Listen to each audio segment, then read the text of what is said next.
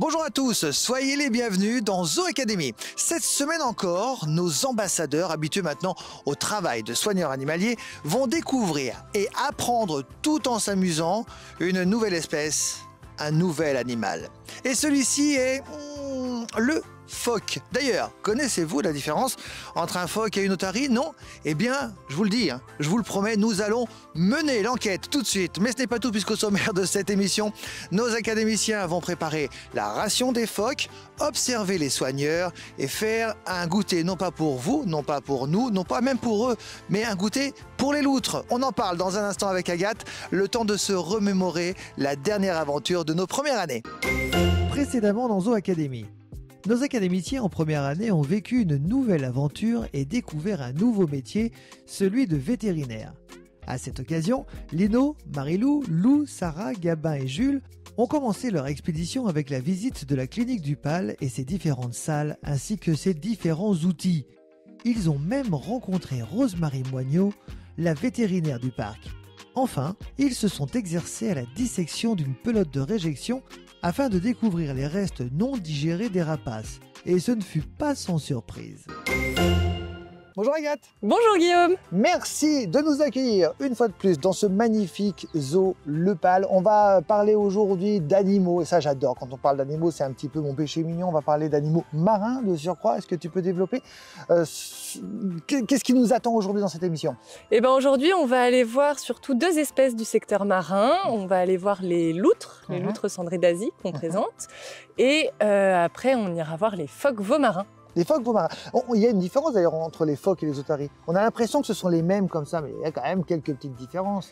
Il y a quand même de belles différences. Je l'ai dit tout de suite ou avec les jeunes? Bon, on pourra en reparler avec les jeunes, mais déjà on peut dire qu'il y a les nageoires et il y a les oreilles. Et il y a les oreilles, exactement. Les oreilles, ça va être le point qu'on peut repérer assez facilement et dont on peut se souvenir facilement, puisque otarie, oreilles, O-O, donc les otaries ont les petites oreilles qui ressortent, alors que les phoques ont bien des oreilles, mais c'est un trou auditif et il n'y a pas de pavillon externe. On appelle une oreille interne. Exactement. On va parler des loutres ou on va faire quoi avec les loutres? Eh bien les loutres, on va aller leur donner leur goûter, on va les nourrir pour voir un petit peu comment elles se comportent et les particularités de cette espèce. Et en préparant cette émission, tu m'as dit que j'aurais une petite surprise, moi, les enfants qui... Exactement, en fin de séance, on aura peut-être une petite surprise, mais ça dépendra des animaux. Et ça dépendra si on est sage aussi. Oui, c'est un peu comme le Père Noël. C'est ça. On y va? Allez, c'est parti. C'est parti.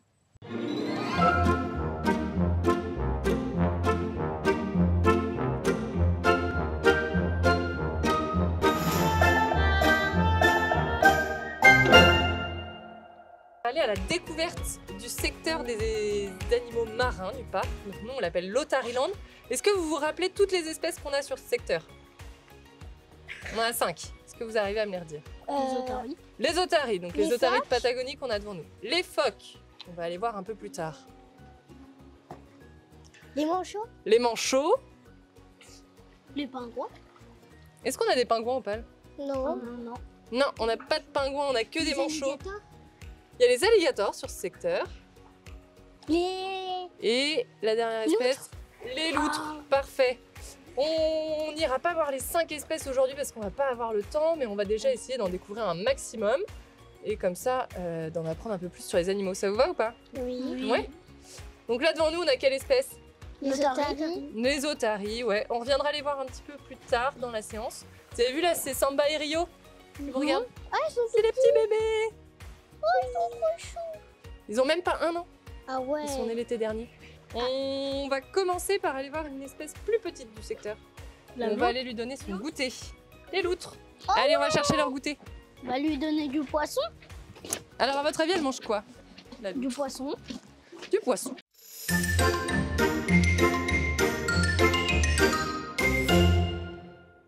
Direction donc l'habitat des loutres d'Asie. Saviez-vous qu'il existe 13 espèces de loutres sur Terre? Eh bien, la loutre d'Asie est, avec ses 40 à 60 cm, la plus petite. A contrario, la plus grande est celle du Brésil qui peut mesurer jusqu'à 1,50 m de long. Alors, du coup, on va aller donner le goûter à Punk et Moki. Donc là, c'est 2 petites loutres qui sont dans un enclos ici parce qu'elles sont séparées de l'autre groupe de loutres. Et on va leur donner le goûter de l'après-midi.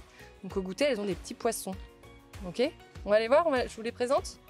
Je vous donne un poisson chacun, comme ça vous pouvez leur les lancer pour qu'on les voit bien. Hop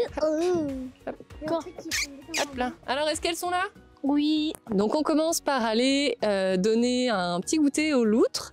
Donc on va aller voir Punk et Moki, qui sont deux loutres dans un enclos séparé du reste du groupe, parce qu'il y a eu une mésentente, donc on a été obligé de les séparer, et on va leur donner leur goûter, qui est composé de poissons, puisque les loutres sont piscivores et donc vont manger essentiellement du poisson, même si elles ont une tendance omnivore qui fait qu'elles peuvent chasser autre chose que du poisson et avoir un régime un peu diversifié. Alors du coup ici on a Punk, qui est le plus gros des deux. C'est un mâle qui était avec notre autre groupe de loutres, mais il a été rejeté du groupe parce que c'était le papa, et au bout d'un moment, pour changer un peu le mâle du groupe, il va être rejeté. Et donc comme il a été rejeté, il a fallu lui retrouver un autre copain, parce que les loutres, ça vit en groupe. Donc on a fait venir Moki d'un autre parc. Et Moki, du coup, c'est la plus fine des deux. Oh, il l'a attrapé. Ah, trop chou, ils ont des petits poissons. Nos loutres sont visiblement intéressées par ce petit goûter, et pour cause, elles sont gourmandes. Mais pas que du poisson. En milieu naturel, elles mangent également des petits animaux, des œufs et des insectes. Après cette petite escapade, retour maintenant à Otaryland. Maintenant, on va aller préparer des rations pour des animaux de ce secteur. Donc là, on va préparer les rations pour les phoques, qui sont eux, strictement piscivores. Ils vont manger que du poisson, ils sortent pas de l'eau pour aller chasser. Par contre, ils vont manger une grande variété de poissons. Dans le milieu naturel, ils vont manger différentes espèces. Donc nous, on va essayer de reproduire ça chez nous. Donc on va leur proposer 5 variétés de poissons, du sprat, du caplan, du merlan, du hareng, du petit hareng. Et aussi, on va faire attention à un autre paramètre auquel on ne penserait pas forcément, mais c'est aussi le stock en milieu naturel. Il y a des espèces de poissons qu'on va essayer de donner un peu moins fréquemment, parce que c'est une espèce qui, en milieu naturel, va être en train de diminuer, donc nous on ne va pas augmenter la surpêche de cette espèce-là. Alors là du coup on est dans la cuisine pour préparer les rations, puisque nous l'espèce qu'on va aller voir après c'est les phoques, mais pour ça il faut qu'on prépare leurs rations. Pour les loutres là c'était facile, c'était déjà préparé, mais les soigneurs ils vont repréparer à chaque fois les rations pour le prochain repas. Donc pour savoir ce qu'on doit préparer, les soigneurs ils utilisent un tableau, comme ça ils se marquent les repas au fur et à mesure de la journée, et ils évaluent combien vont manger chaque individu en fonction de s'ils ont faim ou pas, leur état, les signes qu'ils montrent à leurs soigneurs, et en fonction de ça, ils vont définir ce que chacun va manger. Sur ce tableau-là, on a toutes les otaries jusqu'à Hélios, et après c'est tous les phoques. Ok ? Chaque grosse colonne là, c'est un repas. Et après, les petites colonnes au milieu, c'est une variété de poissons. Parce qu'on donne plusieurs variétés de poissons. C'est comme nous, si on mangeait que des pommes de terre tous les jours, on s'en lasserait un petit peu. Nos animaux, on va leur donner plein de variétés, parce que dans le milieu naturel, elles pêchent plein de poissons différents. Donc nous, on va essayer de donner le plus de poissons possible. On va aller voir justement les variétés de poissons qu'on a. Les phoques se nourrissent de plusieurs sortes de poissons, parce que dans le milieu naturel, les phoques se nourrissent aussi de plusieurs sortes de poissons. Alors, les poissons qu'on leur donne, à votre avis, c'est du poisson frais qu'on a pêché ce matin, ou c'est du poisson congelé? Donc c'est du poisson congelé, ce qui fait que quand il décongèle, c'est pour ça que ça fait beaucoup de jus, parce que ça va être l'eau de quand ça décongèle avec un petit peu de jus de poisson. Vous l'avez compris, chaque animal a un seau, et dans chaque seau, il y a plusieurs variétés de poissons. Des poissons maigres, des poissons gras, des petits, des gros. Nos académiciens vont devoir maintenant regarder le tableau et mettre dans chaque seau la quantité, le volume et les différentes espèces de poissons prévues pour chaque phoque. Attention à ne pas se tromper, mais rassurez-vous, Agathe veille. On va aller sur la plage des phoques pour que Amélie puisse les nourrir. C'est pas nous qui allons les nourrir. Vous allez voir pourquoi, vous allez voir comment ça se nourrit un phoque. Il faut quand même être proche d'eux, il faut les connaître. Et nous, on est des inconnus pour eux, donc ils peuvent prendre peur de nous. Donc nous, on va rester bien calme.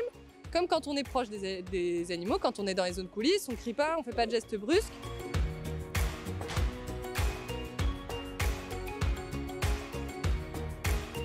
Pourquoi leurs pattes, elles sont comme ça, là?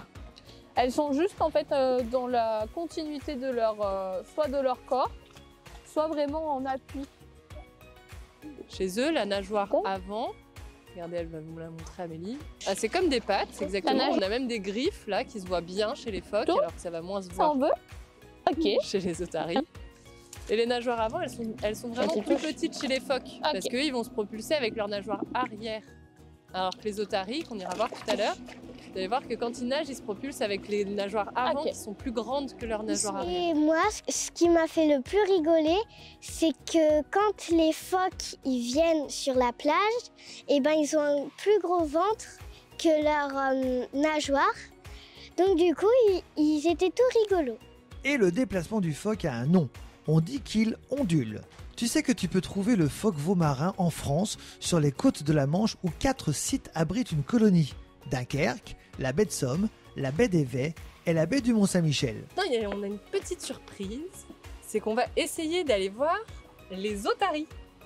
Parce qu'aux otaries, l'été dernier, il y a 2 bébés qui sont nés. Donc on va essayer de les voir un peu parce qu'ils ont quand même bien grandi déjà. Donc on va essayer de mieux les voir. Ça vous va? Ouais. Allez, on y va!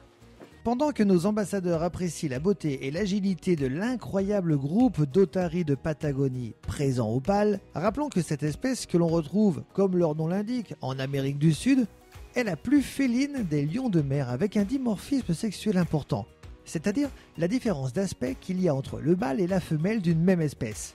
Chez les otaries de Patagonie, les mâles peuvent être 3 fois plus gros que les femelles. C'est énorme, non ? C'est génial. Moi, j'adore les phoques. Vous connaissez maintenant la différence entre un phoque et une otarie. Il y en a qui ont des nageoires, il y en a qui n'en ont pas, ou en tout cas, elles sont plus petites. Il y en a qui ont des oreilles externes et d'autres qui ont des oreilles internes. Vous souhaitez en savoir un peu plus, non seulement sur les animaux, mais également sur le bricolage, et également sur des métiers passionnants. Regardez la prochaine émission de Zoo Academy. Si vous souhaitez en savoir un peu plus, regardez ce qui vous attend, image à l'appui. Je vous embrasse et je vous dis à très bientôt. Salut! Dans le prochain épisode, les élèves en 2e année de l'Académie Le Pal vont dédiaboliser la chauve-souris. En effet, nos ambassadeurs vont découvrir parmi tant d'autres exemples que seules quelques espèces de chauves-souris se nourrissent de sang et surtout pas celui des humains. Comment ? Grâce à différents jeux proposés par Laura et par la construction d'un abri à chauve-souris. Mieux connaître pour mieux protéger dans Zoo Academy.